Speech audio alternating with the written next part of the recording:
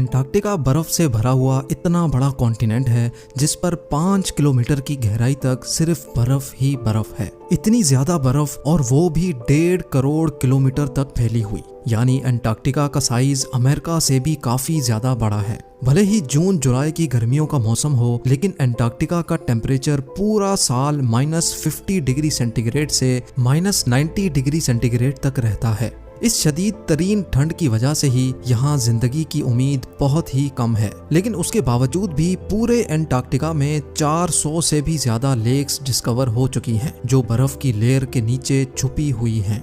GeM TV के videos में एक बार फिर से खुशामदीद। नाजरीन, एंटार्क्टिका में ना ही कोई टाइम जोन फॉलो होता है और ना ही यहाँ किसी कंट्री का कब्जा है। हत्ता के पूरे एंटार्क्टिका में सिर्फ 2 ATM मशीन्स लगी हुई हैं। कई लोगों का मानना है कि एंटार्क्टिका की बर्फ के नीचे कई राज पोशीदा हैं। कुछ का तो ये भी मानना है कि बर्फ से ढके हुए इस मिस्टीरियस कॉन्टिनेंट के नीचे एक अलग ही दुनिया बसती है जहां एलियंस का राज है। लेकिन रिसर्चर्स और आर्कियोलॉजिस्ट इस मिस्टीरियस कॉन्टिनेंट के पोशीदा राजों को फाश करने के लिए दिन रात मेहनत कर रहे हैं। इन्होंने यहाँ चंद ऐसी चीजें भी तलाश की हैं जिनको देखकर साइंस भी हैरान रह जाती है। और आज आप देखेंगे एंटार्क्टिका की बर्फ के अंदर से मिलने वाली चंद हैरत अंगेज चीजें। तो आइए शुरू करते हैं। नंबर 8। 2009 में एक डिस्कवरी ने रिसर्चर्स के रोंगटे खड़े कर दिए जब एंटार्क्टिका की बर्फ के अंदर से एक बिल्ली का ढांचा मिला। लेकिन इसमें हैरान करने वाली बात ये नहीं थी कि ये ढांचा बिल्ली का है, बल्कि हैरान करने वाली बात ये थी कि ये जिस बिल्ली का ढांचा था वो आम बिल्ली नहीं बल्कि अंडे देने वाली बिल्ली थी। जब रिसर्च लैब्स में इस अजीब बिल्ली के ढांचे पर मजीद तहकीक की गई तो मालूम पड़ा कि ये जानवर कम से कम भी 2 करोड़ 50 लाख साल पहले धरती पर पाया जाता था। नंबर 7। 2014 में आर्कियोलॉजिस्ट को एंटार्क्टिका से इंतहाई हैरान कर देने वाली इंसानी खोपड़ियां मिली। पहली हैरानी की बात यह थी कि एंटार्क्टिका में ये मिलने वाली पहली इंसानी खोपड़ियां थी, और दूसरी हैरानी की बात इन खोपड़ियों की शेप थी। जी हाँ, नॉर्मल खोपड़ियों के मुकाबले में ये खोपड़ियां काफी अलग दिखती थीं क्योंकि इनके सर जरूरत से भी ज्यादा बाहर निकले हुए थे। साइंसदानों का मानना था कि खोपड़ियों की ऐसी शक्ल बचपन से ही अजीब आदतों की वजह से बनती है, और ये आदतें हजारों साल पहले एंशिएंट सिविलाइजेशन में अपनाई जाती थीं। इस तरह की खोपड़ियां आर्कियोलॉजिस्ट को इजिप्ट और पेरू से भी मिल चुकी हैं। तभी उनका शक है कि शायद हजारों साल पहले एंटार्क्टिका में भी लोग बसते थे और उनका कुछ न कुछ रिलेशन एंशिएंट इजिप्ट सिविलाइजेशन से जरूर होगा। नंबर 6। पिछले 50 सालों के दौरान एंटार्क्टिका से 10,000 से भी ज्यादा मीटियोराइट्स मिल चुके हैं। मीटियोराइट्स ठोस पत्थर के ऐसे टुकड़े होते हैं जिनका ताल्लुक हमारी धरती से नहीं होता, बल्कि वो किसी और धरती से टूट कर आए होते हैं। साइंसदानों का मानना है कि मिलने वाले मीटियोराइट्स में से कई 7 लाख साल से भी ज्यादा पुराने हैं। वैसे तो ये पता लगाना बहुत ही मुश्किल है कि इन मीटियोराइट्स का ताल्लुक किन सितारों या प्लेनेट से है, लेकिन 2002 में एंटार्क्टिका पर गिरने वाला एक छोटा मीटियोराइट 2015 में डिस्कवर किया गया था, और साइंस का मानना है कि ये कहीं और से नहीं बल्कि मार्स से टूट कर आया है, क्योंकि इस मीटियोराइट के अंदर ऐसे बैक्टीरिया थे जो मार्स पर पाए जाते हैं।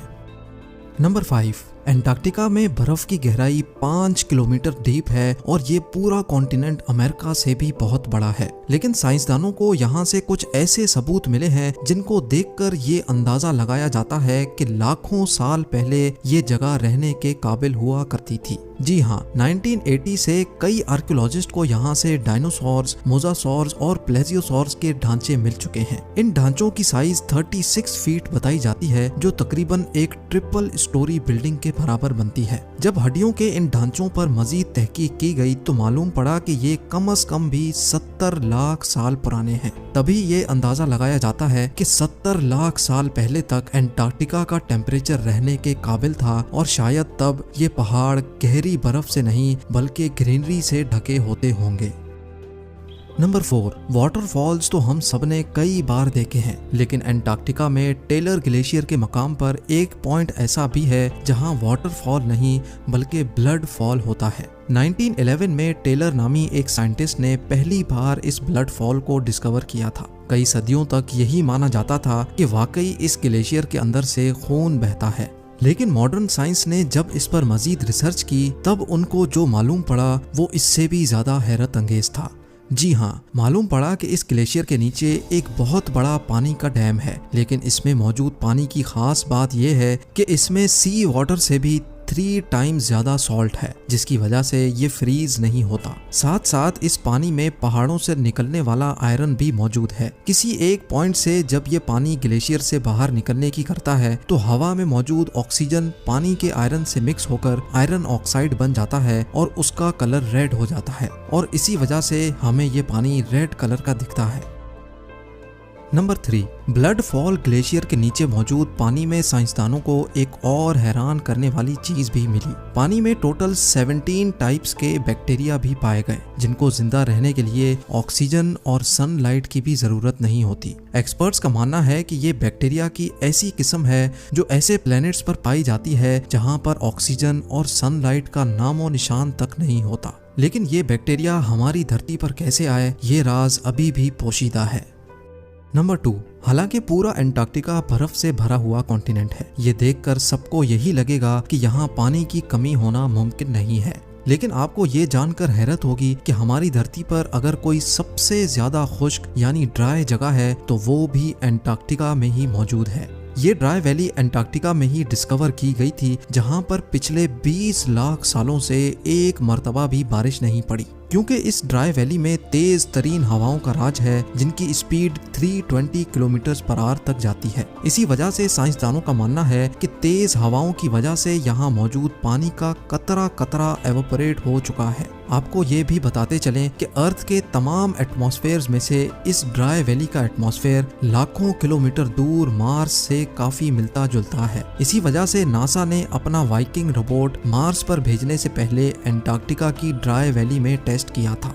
और अब नंबर 1, आर्कियोलॉजिस्ट की एक टीम को एंटार्क्टिका की बर्फ के अंदर 1100 फीट की गहराई से एक इंतहाई खौफनाक मखलूक का ढांचा मिला। ये पता लगाने के लिए कि ये ढांचा कौन से जानवर का है, कई एक्सपेरिमेंट्स किए गए, लेकिन हैरत अंगेज तौर पे इसका स्ट्रक्चर किसी भी जानवर से मैच ना हो सका। इस खौफनाक ढांचे की लंबाई 8 फीट बताई जाती है, जिसकी हड्डियां बॉडी से निकली हुई हैं। कई सालों की मेहनत के बाद भी आज तक ये पता नहीं लगाया जा सका कि ये जानवर कौन सा था और आखिर इस धरती पे आया कहां से था। उम्मीद है जेम टीवी की ये वीडियो भी आप भरपूर लाइक और शेयर करेंगे। आप लोगों के प्यार भरे कमेंट्स का बेहद शुक्रिया। मिलते हैं अगली शानदार वीडियो में।